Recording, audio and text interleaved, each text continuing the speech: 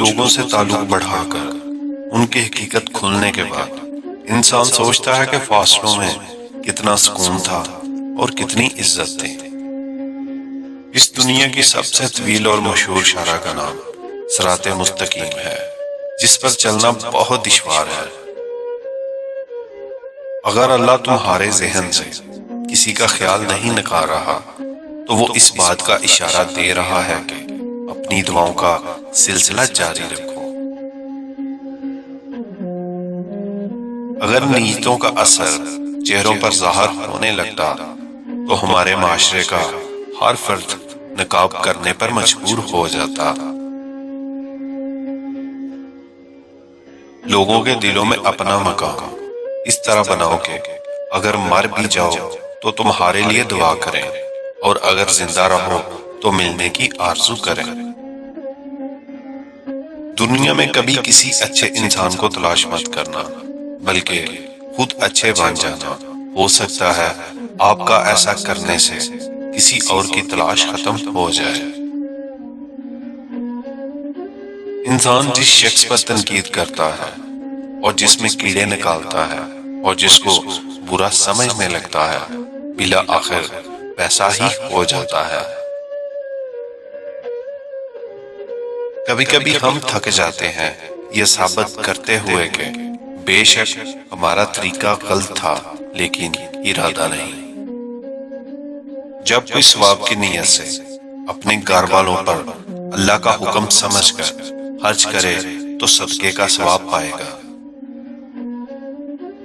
لوگوں کے بدلے ہوئے مزاج تو ہمیں انسان بناتے ہیں، ورنہ ہم تو سمجھ ہی نہ پائیں کہ زندگی کتنی مشکل ہے۔ ماں کے بنا پورا گھر ہی بکھر جاتا ہے، اور باپ کے بنا پوری دنیا بکھر جاتی ہے۔ دشمن بنانے کے لیے ضروری نہیں کہ لڑا جائے، بس تھوڑے سے کامیاب ہو جاؤ، یہ سب آپ کو خیرات میں مل جائیں گے۔ شادی کا کھانا ہوتا تو ایک وقت کا ہے، لیکن اس کے پیچھے کسی باپ کی پوری عمر کی محنت ہوتی ہے۔ بلا وجہ اس میں نقص نہ نکالا کریں۔ اچھے شوہر بیوی کی آنکھوں میں آنسو لانے کا سبب نہیں بنتے۔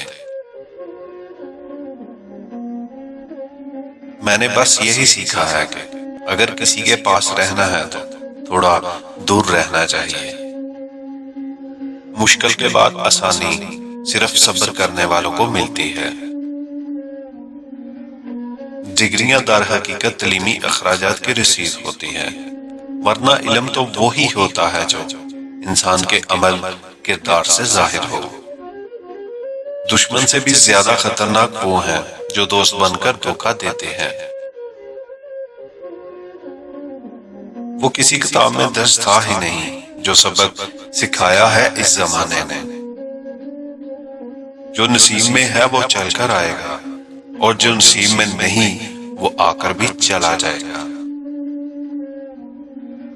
جب اللہ تعالیٰ آپ کے ساتھ ہے تو دنیا کی ناراضگی آپ کے لیے بے معنی ہے۔ کسی بھی انسان کے بارے میں برا مت سوچو، ہو سکتا ہے اللہ کی نظر میں وہ ہم سے بھی اچھا ہو۔ اللہ تعالیٰ سے صبر اور نماز کے ذریعے مدد حاصل کریں۔ جو شخص آپ کی قدر نہیں کرتا اس سے چپ چاپ دور ہو جانا چاہیے۔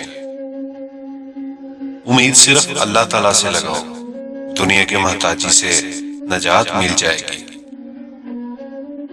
رسول اللہ علیہ وآلہ وسلم کا ارشاد پاک ہے، مہمان کو گھر سے رخصت کرتے وقت دروازے تک نکلنا سنت ہے۔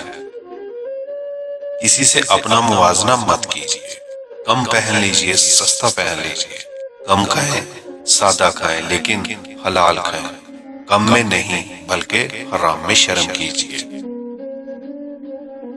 قدر کرنا سیکھ لو، نہ ہی زندگی بار بار آتی ہے اور نہ ہی لوگ۔ جس طرح شبنم کے قطرے مرجھائے ہوئے پھولوں پر تازگی پیدا کرتے ہیں، اسی طرح اللہ کا ذکر مایوس دلوں میں روشنی پیدا کرتا ہے۔